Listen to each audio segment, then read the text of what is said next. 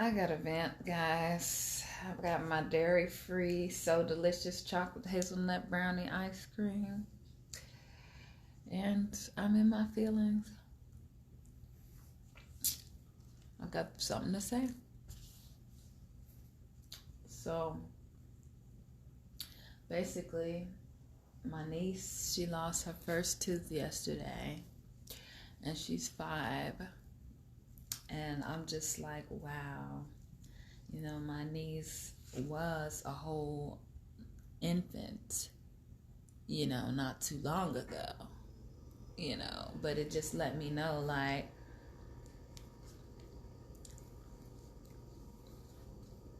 five years flew past, and,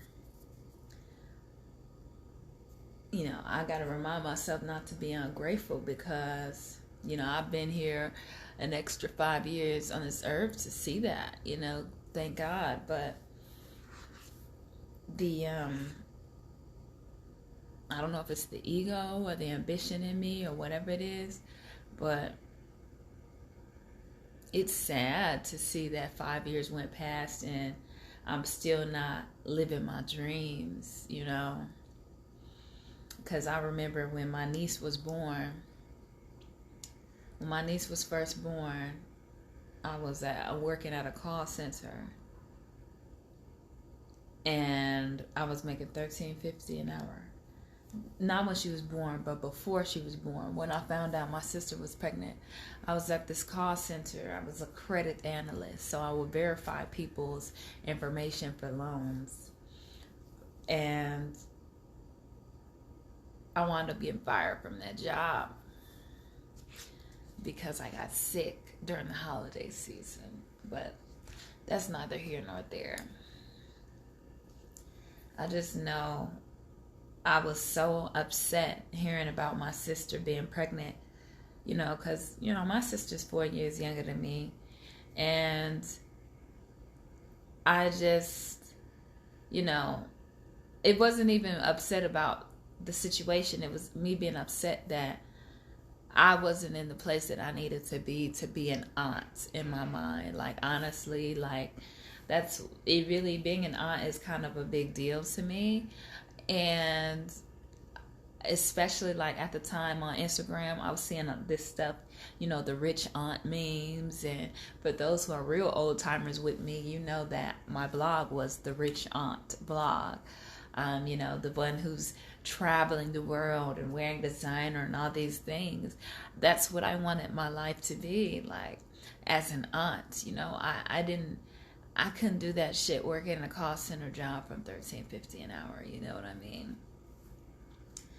And especially when I got fired, and then this was my first job out of college. So what I've been posting about now these days, and I've even working on a YouTube video about it, is my credit repair journey right now as I get my credit together, because I had a lot of credit cards outside of college, and once I lost my job, I couldn't pay them, and that tanked my credit. And when I say I had lots of credit cards, I mean, y'all gonna see, like, once I get them fixed, of course. But I had a lot of credit. And everything combined, it's like, that's how I jumped into entrepreneurship right away, because I was really upset about losing my job. And at the time, I was really into makeup. So I had taken a class from Beatface Honey when she came to Chicago. My boyfriend at the time, he paid for it for me. And I saw her at one of these hotels downtown. I don't know if it was the W. I want to say it was the W. But I feel like it was on Michigan, so it wasn't on Lakeshore. One of those Michigan Ave hotels. And I was just so excited to see her. And I made my beauty makeup page that day. And that's how I got discovered in Chicago by a really good makeup artist who was opening a salon. And, I wasn't by far anything at the time. I was not half as talented as I am today. and I still have work to do, in my opinion, today. But the fact that I made the effort to be a serious makeup artist, I got discovered, and then I started working in this shop, and I got some clout from that, and a lot of good experiences, and just learned, what the entrepreneurial field is like in that makeup artist industry. So I was doing that. I was a solo entrepreneur for 6 months, and then I realized I was still broke as fuck. I had clout, I looked cool on IG and everything. Even people were noticing what I was doing online. My online presence made me look like I had money, but I didn't have anything. I was between my mom's and my grandma's. My sister was getting bigger by the day, and I was, as the oldest sister, I was supposed to help her with her baby shower. I didn't have no money, y'all, so I was picking up another job to get more money, because all my money was going back into my makeup kit. And so what I did was go to this, it was like a agency, some type of nightclub agency, and they hooked me up with a club where I can be a shot girl. So basically it's a strip club, and you're selling shots and dancing, not naked dancing, but you just, being in the crowd or whatever, serving all the bachelors and all that. And they tipped very well. I made over $500 in 4 hours.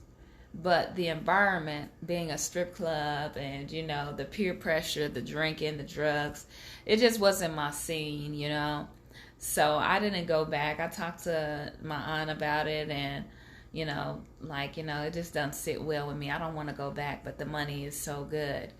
I wasn't making that much as a damn makeup artist at the time, I can tell you that. In fact, a lot of, these, I ain't even gonna go into that, but I got stories. But a lot of people on the gram look like they got money and they don't. And I was doing makeup for a couple of these people, so I just know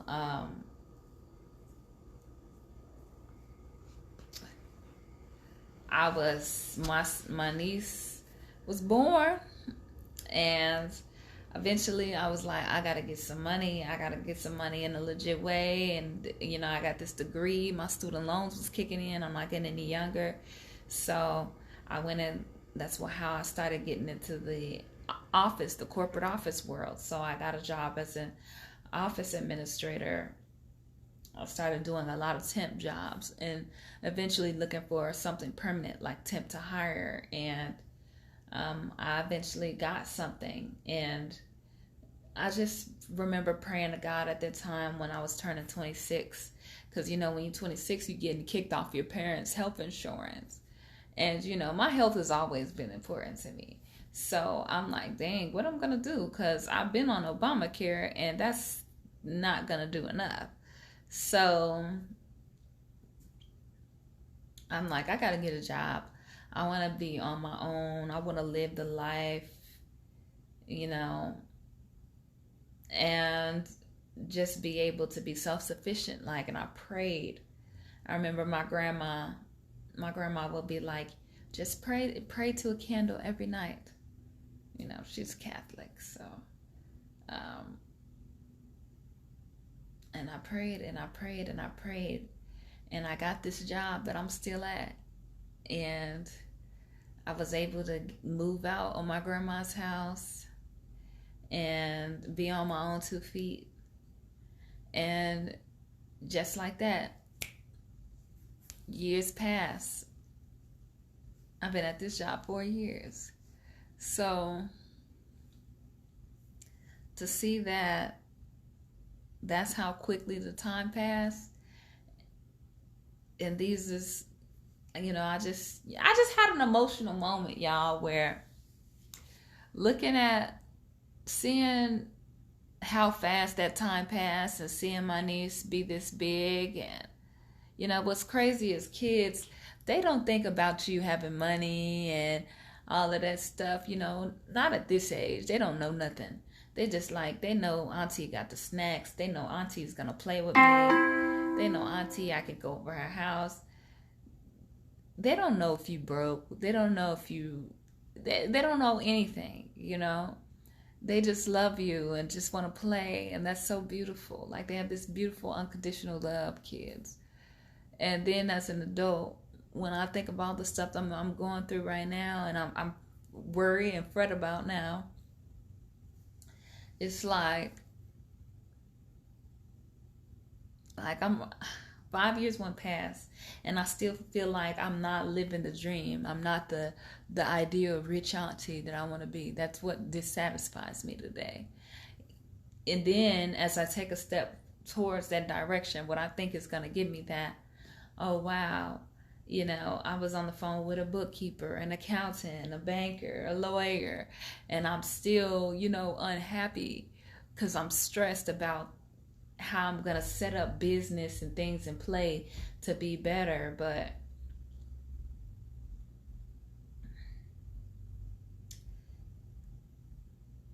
and time just don't care.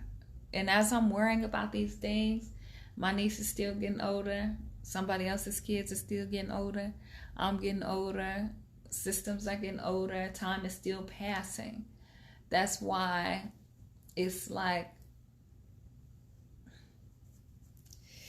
you really have to prioritize what you fret and you worry about and what you give your energy to, because in the grand scheme of things, it's not stopping nothing, whether good or bad is happening. You know, it's some people that lost their mama and then they still went to school the next day and stuff like that. Like, and people will look at them like, wow, you didn't stop. Well, time doesn't stop.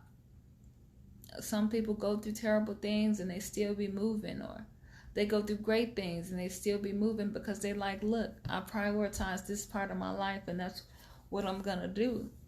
And I'm trying to get that mentality on, because it's hard because I'm such an emotional person. It's like when things don't go my way, I can be emotionally involved too much. But this whole experience of looking back at my life, guys, in the past 5 years, like, I look at my niece showing me her tooth fairy money today, and I'm like, this little girl, I was just holding this little girl and feeding her milk.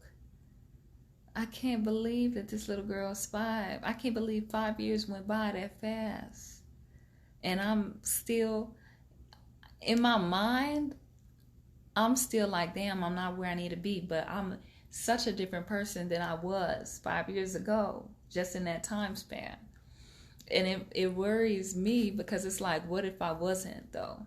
Like, there's so many people that's going to be in the same place mentally, physically, financially, spiritually 5 years from now, because they didn't make decisions to move forward. They didn't take opportunities when they had the chance. They didn't even take a second to breathe and look at things in retrospect. Because now, you know, I'm blessed with the problems that I do have, because, you know, I do have people who support me. I do have family. Even more so, I got my online community. But it's just something, when you look at it, it's really, I don't know. It could be the seasonal depression kicking in with all this snow. I've just been like really emotional, you know, and looking at how far I feel like I have to go versus how far I've gone. Even in this state, while I'm going through things in my mind, like, there have been days that I just wanted to quit everything that I do, because I just felt like it was just too much to bear. And it's just like, it just reminds me that time's gonna go on regardless.